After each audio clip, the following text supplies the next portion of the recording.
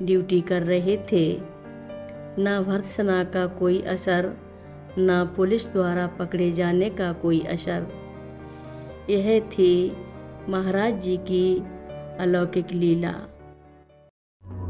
मंदाकिनी सलिल चंदन चर्चिताय नंदीश्वर प्रमथनाथ महेश्वराय मंदार पुष्प बहु पुष्प सुपूजिताय तस्मै मकाराय नमः शिवाय।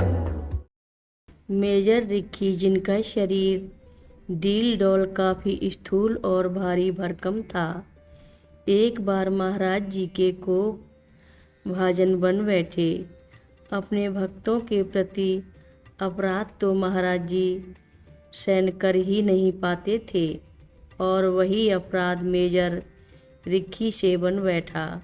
वश क्या था, कैंची में रामकुटी में मेजर के घुसते ही बाबा जी महाराज ने उन्हें उठा कर पटकना मारना प्रारंभ कर दिया, और कुछ क्षणों बाद फुटबॉल की तरह दरवाजे से बाहर फेंक दिया।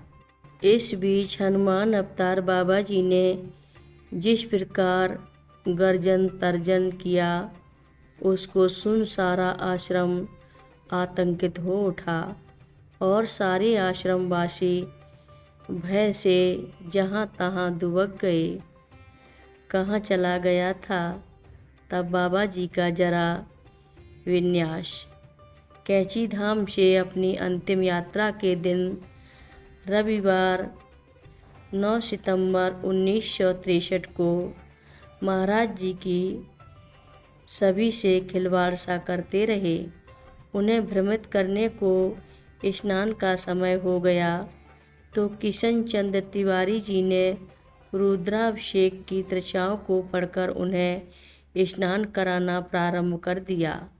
यद्यपि अन्नमाइयों ने उन्हें मना भी किया कि महाराज जी अस्वस्थ हैं और इतनी देर तक यह स्नान ठीक नहीं, पर वे स्नान कराते, उनके ऊपर जल डालते रहे। बाबा जी भी निर्विकल्प बने रहे। निर्विकार सदाशिव की भांति माताओं ने भी जी भरकर उस अभिषेक जल का पान किया तथा पात्रों में भी उस पवित्र चरणोदक को एकत्रित कर लिया। तब कहाँ गया था महाराज जी का हृदय रोग और अन्य रोग, जिनके कारण उन्होंने पिछले 2-3 दिन से धाम में हलचल मचा रखी थी। परंतु इस लीला के माध्यम से बाबा जी भी अपने चरणोदक का भंडार दे ही गए श्री माँ को, जो बाद में पाना असंभव होता। एक दिन आगरा से बाबा जी अपनी धुन में सड़क पर पैदल चले जा रहे थे, कुछ भक्तों के साथ। तभी एक चौराहे पर यातायात नियंत्रित करते सिपाही ने बाबा जी की तरफ से आते यात्रियों, वाहनों आदि को हाथ उठाकर रुक जाने का आदेश दिया, परंतु बाबा जी अपने समादिष्ट भाव में आगे बढ़ते चले गए। सिपाही को अपने निर्देश का ऐसा उल्लंघन सहन न हुआ और उसने चबूतरे से उतरकर बाबा जी को अपशब्द कहते थप्पड़ मार दिया। निष्प्रह बाबा जी पर इस अपमान का कोई असर न पड़ा, परंतु घटना की जानकारी एक भक्त के घर बाबा जी के श्री चरणों में उपस्थित नगर के पुलिस अधीक्षक को लग गई।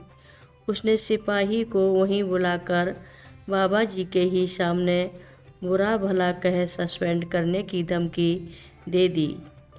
तभी बाबा जी ने एसएसपी से कहा, उसको क्यों डांटता है, वह तो अपनी ड्यूटी कर रहा था, जाने दे उसे। पूर्व में विवरण दिया जा चुका है कि किस तरह गतिशील ट्रक को वासुदेव ड्राइवर की अचेतावस्था में टूटी सड़क पर पहुंचने के पूर्व ही बाबा जी ने अपनी अलौकिक शक्ति से रोक दिया था। आगे तब हम सभी बाबा जी के साथ पैदल ही काठ गोदाम पहुँचे।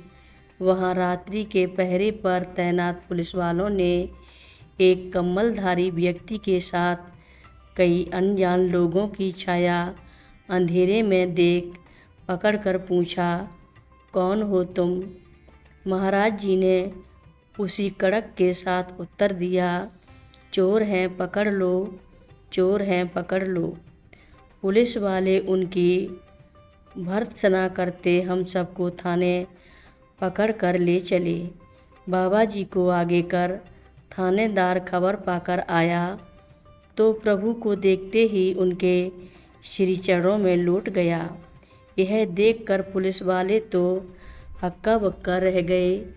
जब थानेदार ने उनसे बहुत बुरा भला कहना प्रारंभ किया तो महाराज जी ने उसे रोक दिया कि उनका कोई कसूर नहीं है, वो तो अपनी ड्यूटी कर रहे थे। ना भर्त्सना का कोई असर, ना पुलिस द्वारा पकड़े जाने का कोई असर। यह थी महाराज जी की अलौकिक लीला। हर रोज़ महाराज जी की कथाएं सुनने के लिए रक्षा सूत्र चैनल को सब्सक्राइब करें, शेयर करें और लाइक करें। घंटी बजाना ना भूलें। कमेंट बॉक्स में लिख भेजें, जय नीब करोरी बाबा जी महाराज। बोलो नीब करोरी बाबा जी महाराज की जय बोलो।